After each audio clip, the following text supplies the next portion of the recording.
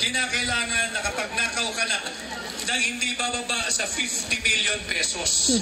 Grabe, bago makasuhan ng plunder. Hindi ba malaking kalokohan at kahibangan? Naninanakawan na tayo. Wala tayong maisampang kaso, nanunood lang tayo dahil hindi pa umaabot sa 50 million ang ninanakaw ng mga korap na politiko. Nais ko pong ibalik, may sa batas ang pagbabalik ng death penalty sa kasong plunder at droga na kinasasangkutan ng mga taong gobyerno at ng mga dayuhan o foreigners. Yes, dapat lang. Simulan po natin doon sa pagbabalik ng death penalty. Alam kong lahat kayo ay pagod na sa korupsyon, higit na korupsyon at talamak na korupsyon na nagaganap ngayon sa Marcos administration. Kaya po kung ako ay inyong tutulungan, isusulong kong maibalik ang parusang kamatayan o death penalty sa kasong plunder. Dapat lang talaga may death penalty. Simulan po natin sa plunder. Yan. Sisimulan po natin na amendahan ang plunder law. Ibaba natin yung threshold. Ang plunder po kasi mga kababayan, mga obrero, uring manggagawa na ating kasama ngayon. Bago ka makasuhan ng plunder, kinakailangan na kapag nakaw ka na nang hindi bababa sa 50 million pesos. 50 million pesos. Hindi ba malaking kalokohan at kahibangan? Naninanakawan na tayo. Wala tayong maisampang kaso, nanunood lang tayo dahil hindi pa umaabot sa 50 million ang ninanakaw ng mga korap na politiko. Kaya aking ipapanukala na babaan yung halaga ng plunder mula 50 million pesos, ibababa natin ito ng 5 million pesos. Fed up with bland fish laki sour naman. soup? 100,000 lang magnakaw, plunder case na. Dapat. Ibababa natin ito ng 5 million pesos. 100,000 lang. Ibaba sa 100,000. Nakausap, baka yan ay anti-poor. Ang sagot ko naman sa aking nakausap, kailan pa naging anti-poor yung nagnanakaw sa pera ng taong bayan at nakapagkamal ng 5 milyong piso? Correct. Ang 5 milyong piso ay ambisyon lang sa marami sa atin na magkaroon bago man lang pumikit ang ating mata dito sa mundo. Samantalang sila ay ninanakaw lang nila. Meron din ako nakausap, pag sinulong mo yung death penalty na maibalik sa kasong plunder, baka maging unpopular yan at kontrahin ka ng mga relihiyoso. Ang sagot ko naman, hindi ko nakikita na kukontrahin tayo ng simbahan o relihiyoso. Sapagkat ang tinutugis natin dito ay yung mga nagnanakaw sa pera nating mga Pilipino. Ang biktima ng pagnanakaw sa pera ng gobyerno, hindi isa, hindi dalawa. Tayong lahat. Correct. Tayong 115 million Filipinos. At ang higit na masaklap, hindi lamang basta pera ang kanilang ninanakaw. Ninanakaw nila ang maganda sanang kinabukasan ng kabataang Pilipino at ng mga Pilipinong darating pa sa mundong ito. Kaya sabi ko, kahit basahin nila yung banal na kasulatan, ang nakalagay lang doon, huwag kang magnakaw, period. Sa English ba? Thou shall not steal, period. Hindi nakalagay doon, huwag kang magnakaw ng 50 million at kakasuhan ka ng plunder at mabibintay ka. Simpleng-simple ang banal na kautusan, huwag kang magnakaw. Kaya ating isusulong ang pagbabalik ng death penalty sa pamamagitan ng pag-amenda ng batas ng plunder. Ibaba po natin yung threshold from 50 million to 5 million pesos at kung sino man ang mako-convict dyan, haharap sa kaparusahang pitay. Exactly. Meron pa rin ng death penalty yung mga mayayaman at progresibong bansa na ating kapitbahay.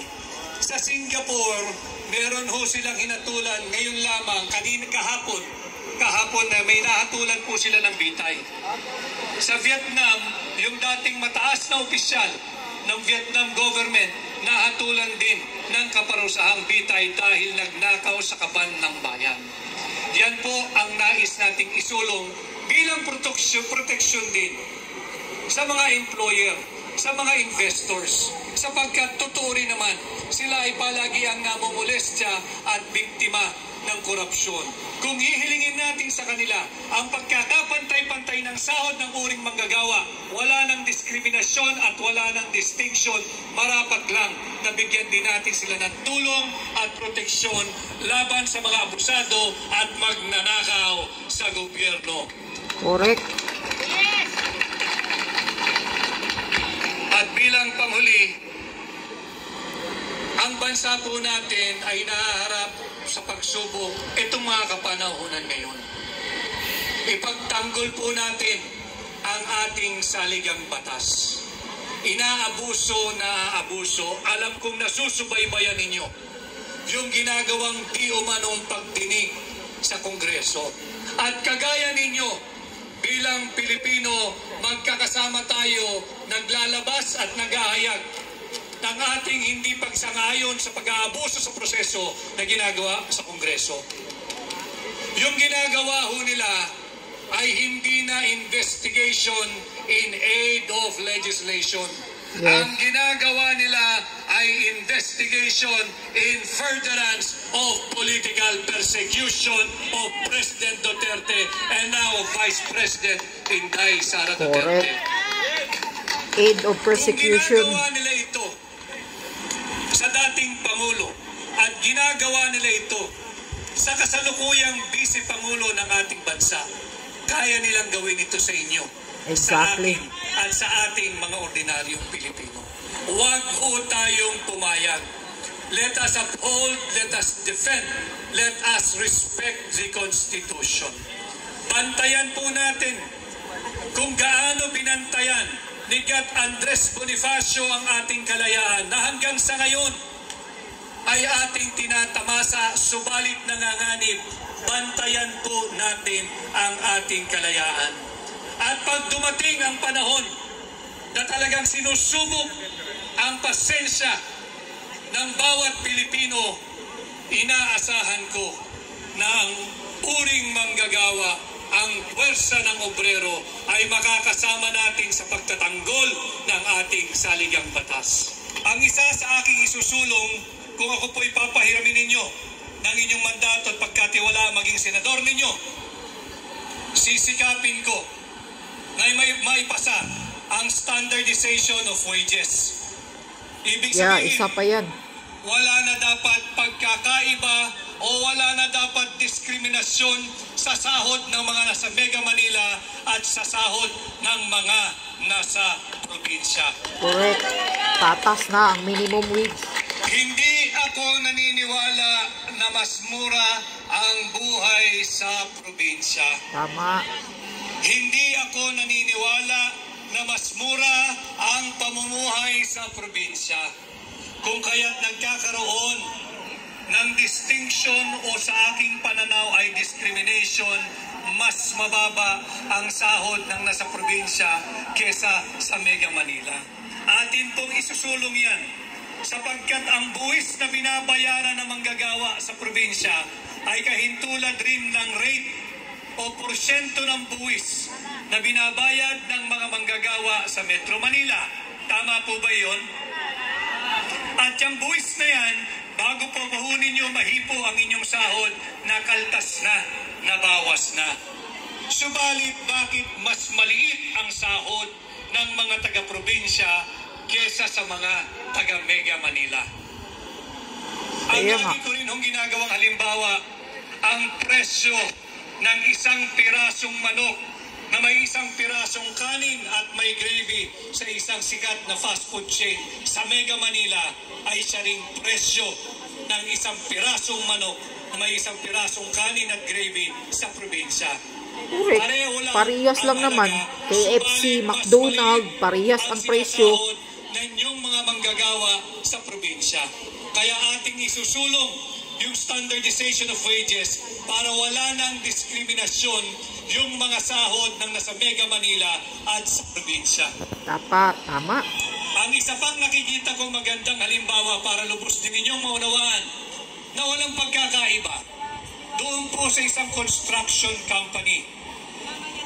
Yung trabaho ng mason na magpasan sa kanyang balikat ng isang sakong semento sa probinsya Mas mura ang sahod. Ay siya rin bigat ng isang sakong semento na pinapasan ng mason na nagtatrabaho sa Mega Manila. Subalit, bakit mas mura ang sinasahod ng mga construction workers sa probinsya kung ihahambing mo sa Mega Manila? Kaya po natin isusulong na magkaroon na ng uniformity sa inyong sahod, sa sahod ng nasa Mega Manila at sa sahod ng mga nasa probinsya. Ganon din ho naman ang sinasahod ng mga taong gobyerno. Kung magkakano po yung sahod ng mga taong gobyerno o empleyado ng gobyerno sa Metro Manila, siya rin ang sinasahod ng mga taong gobyerno o empleyado ng gobyerno sa probinsya. Bakit pwede sa gobyerno, subalit hindi pwede sa pribado? Kaya po yan ay ating isusulong sa tulong ninyo kung pahihiramin po ninyo ako ng inyong mandato. Yes. At ngayong araw, Iboto si Vic Rodriguez. natin ang kaarawan ng ating dakilang bayani na si Gat Andres Bonifacio. Siya ang sumasagisag sa isang tunay na maisog na Pilipino. Nakipaglaban, pinamunuan ang revolusyon laban sa mapang-aping dayuhan. Pinangunahan ang ordinaryong Pilipino nung kanyang kapanahunan upang ipagtanggol ang ating ikalayaan at isulong ang karapatan ng mga Pilipino.